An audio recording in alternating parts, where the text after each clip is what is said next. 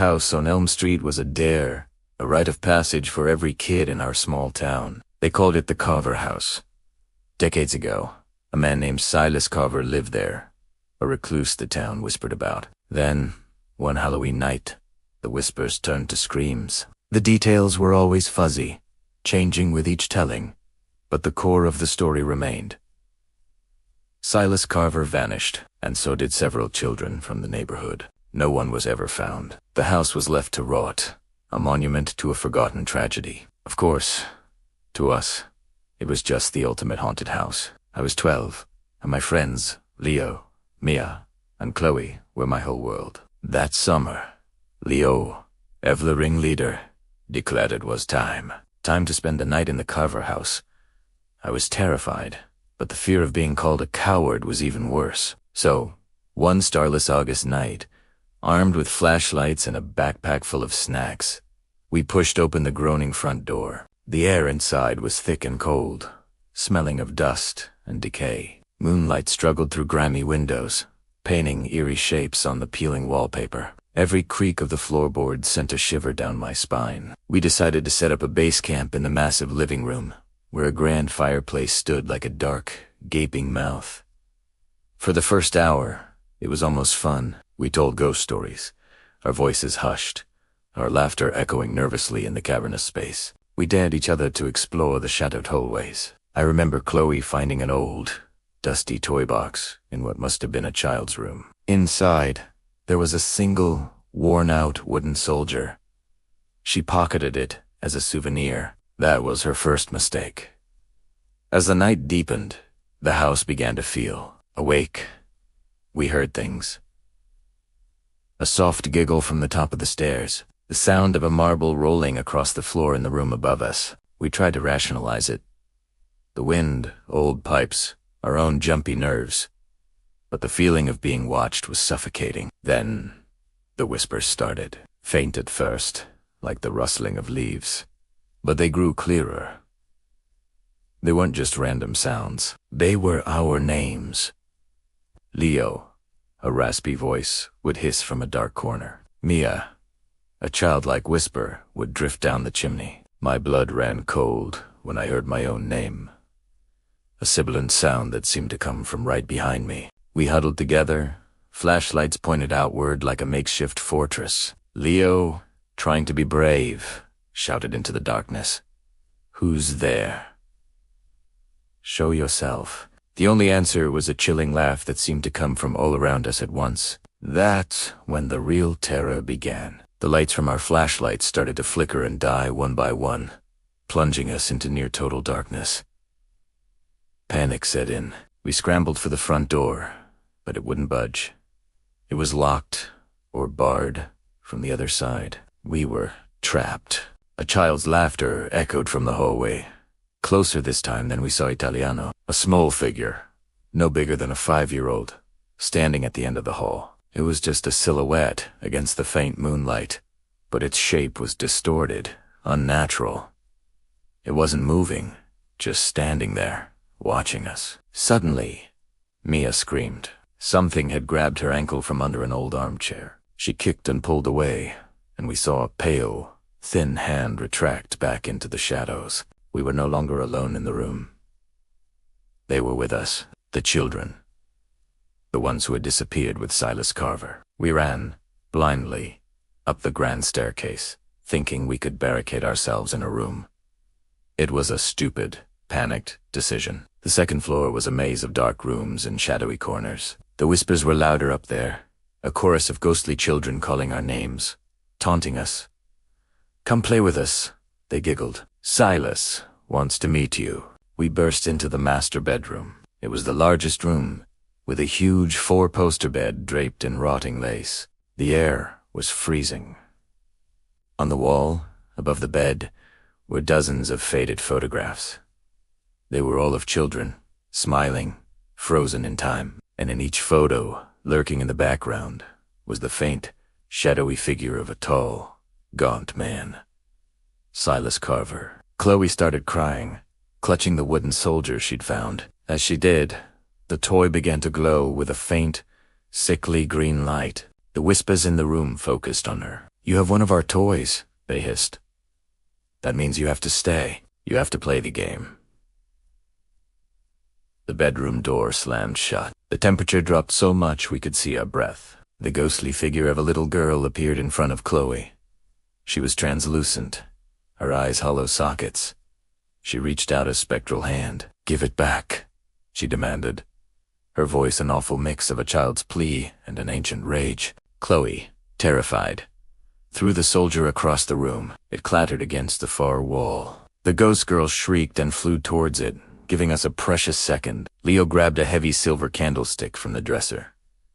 "The fireplace," he yelled.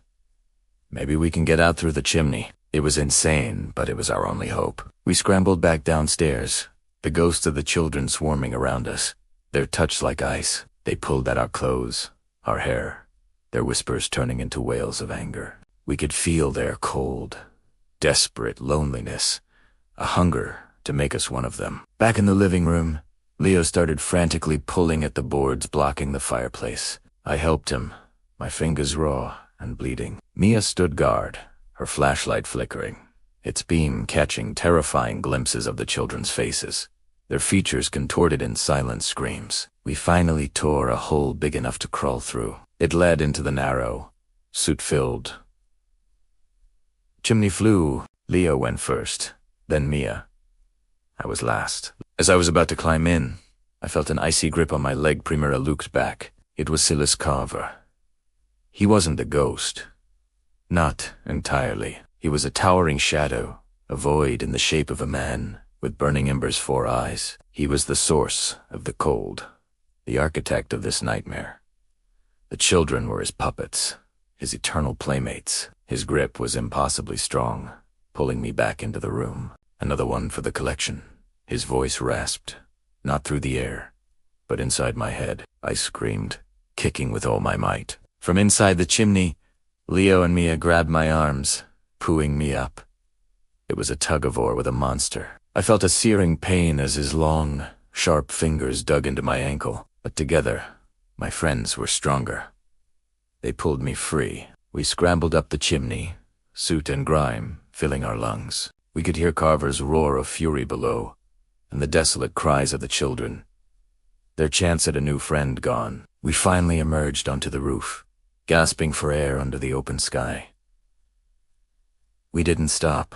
We slid down the steep shingles, jumped onto the branch of a massive oak tree, and climbed down to sweet, solid ground. We ran and didn't look back until the Carver house was just a dark silhouette against the pre-dawn sky. My ankle was scarred, a permanent reminder of Silas Carver's touch. We never spoke of what happened that night, not to our parents, not to the police.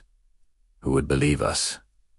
But we knew. We knew what lived in that house. The Carver house still stands on Elm Street, empty and silent. But it's not empty. The children are still in there, waiting for the next group of curious kids to come and play, waiting to add them to their collection. Because Silas Carver is always looking for new friends, and once you're invited to play his game, you might just have to stay forever. Thanks for watching. If you have your own local legends or scary stories, share them in the comments below. And if you enjoyed this, don't forget to like and subscribe for more Tales from the Shadows. Stay safe out there.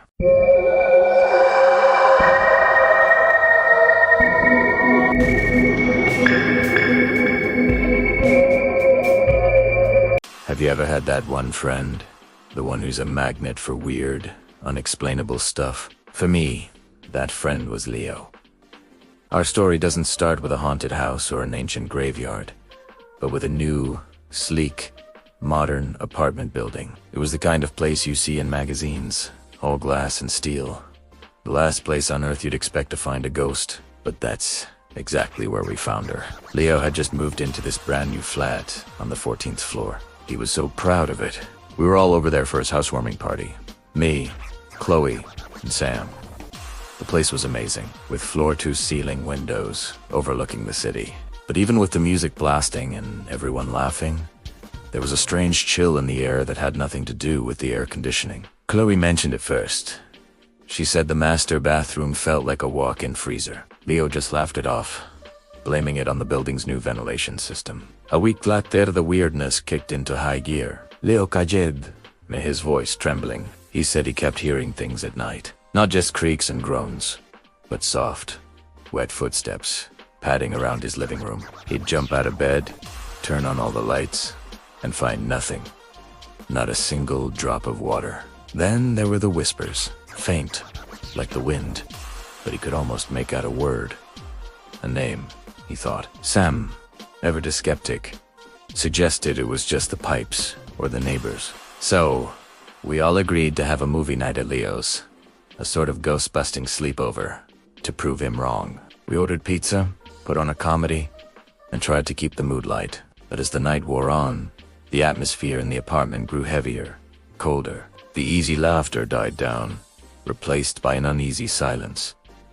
Around midnight, it started, a dripping sound. Drip. Drip.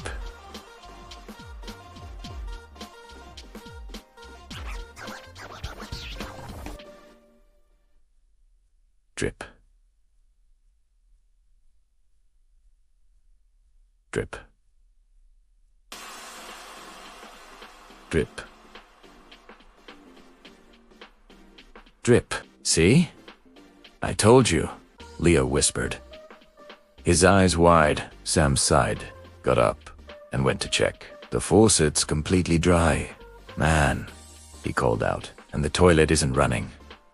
He came back into the living room, looking a little less sure of himself. The dripping continued, steady and rhythmic. It sounded like it was coming from inside the walls now. That's when Chloe screamed. She was pointing at the hallway. For a split second, I saw it too. A small, dark shape, darting from the bathroom into Leo's bedroom. It was so fast, like a trick of the light. But Chloe saw more. She swore it was a little girl, with long, dark, soaking wet hair covering her face. We all froze. The dripping stopped.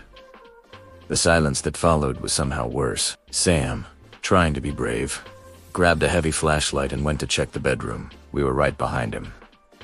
The room was empty. The window was locked. There was nowhere for anyone to go, but on the pristine wooden floor, leading from the door to the closet, was a trail of small, wet footprints. My heart hammered against my ribs. Tease was real.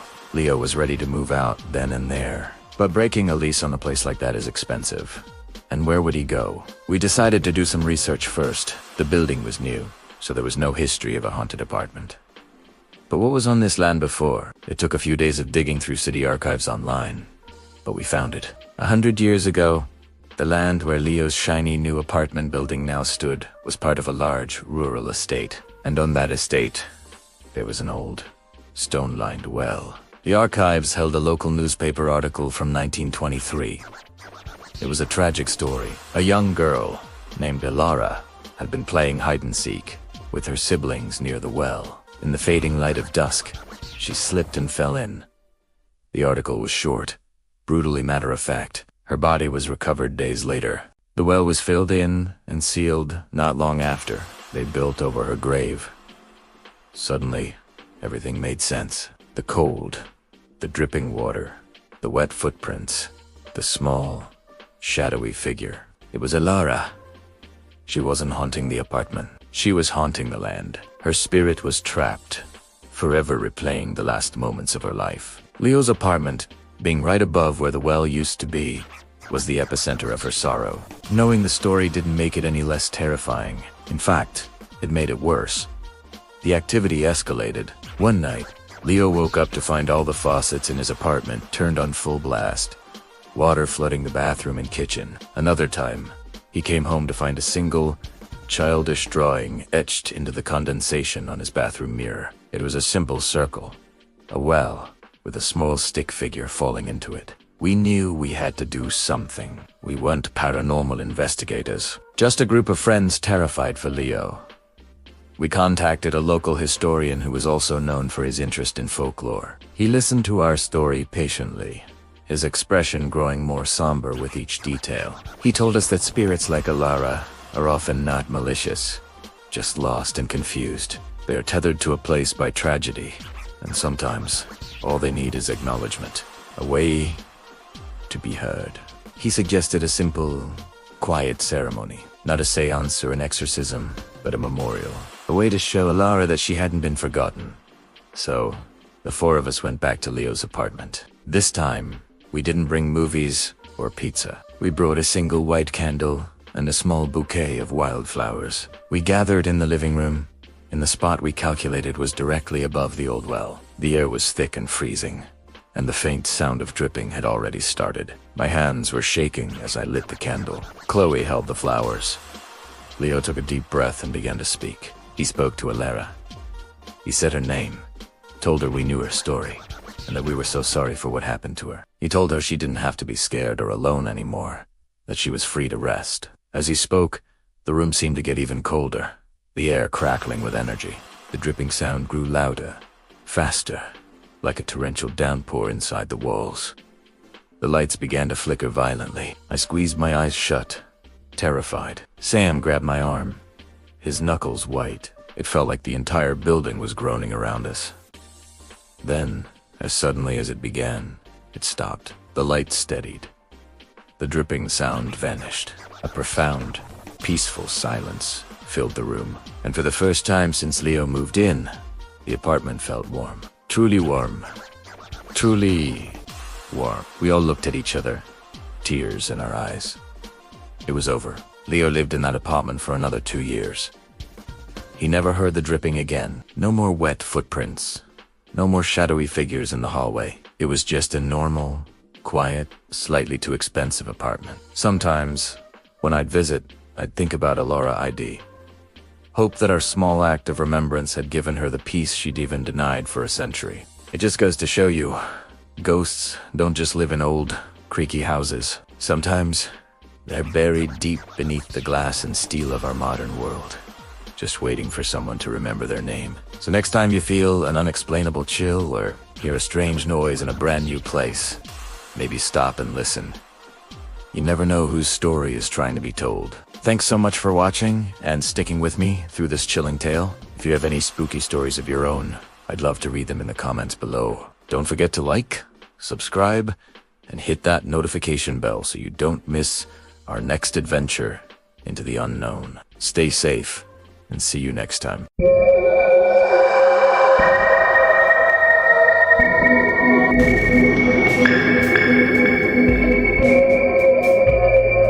Have you ever looked into a mirror and felt like something was looking back?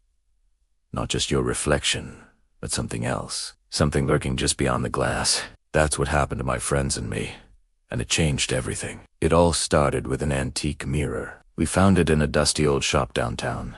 A huge, ornate thing with a dark, heavy frame. It was beautiful, but it had this weird vibe, like it had seen things.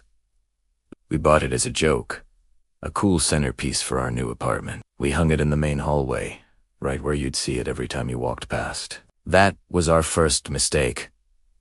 For the first few days, everything was normal. We'd catch our reflections, make silly faces, and move on. But then, little things started happening. I'd be walking by and think I saw a shadow move behind my reflection, just for a split second. My roommate, Liam, said he saw a face in the glass late one night.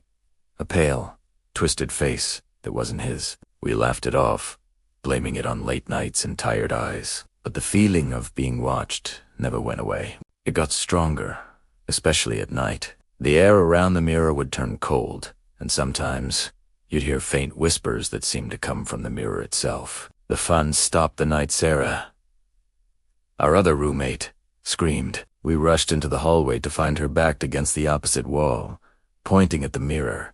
Her face sheet white. She said she saw a hand, a shadowy, long-fingered hand, reach out from the mirror towards her. We tried to calm her down, telling her it was just a trick of the light, but we were all spooked. That night, none of us slept well. I kept dreaming of a dark figure trapped inside the glass, its eyes burning into me. Things escalated quickly after that. Doors would slam shut on their own. Objects near the mirror would be moved or knocked over. The whispers became clearer, sighing things, calling our names. We were terrified. We tried covering the mirror with a sheet, but the feeling was still there, a heavy presence in our home. One evening, we decided we had to get rid of it. As we tried to take it down, the mirror seemed to fight back. The frame felt ice cold, and the whispers turned into angry hisses. The lights flickered violently, and for a terrifying moment, we all saw Italiano. A shadowy figure, tall and gaunt, was standing right behind our reflections, its face a mask of pure rage. We dropped the mirror. It didn't break. Instead, the figure lunged forward, and the glass seemed to ripple like water. We scrambled away, screaming, and ran out of the apartment. We never went back. We left everything behind, our clothes, our furniture, everything. We couldn't risk it. We heard later that the new tenants who moved in reported strange occurrences too. They said there was a strange, old mirror in the hallway that they just couldn't seem to get rid of. So, what was in that mirror? A ghost? A demon? Some kind of portal to a darker place? I don't have the answers. All I know is that some objects hold more than just memories. They hold echoes, shadows of the past, and sometimes those shadows want to come out and play. So the next time you see a beautiful old mirror in a thrift store, maybe think twice before you bring it home. You never know what might be looking back at you from the other side. Thanks for watching. If you've ever had a paranormal experience like this, share it in the comments below. And don't forget to like and subscribe for more spooky stories. Stay safe out there.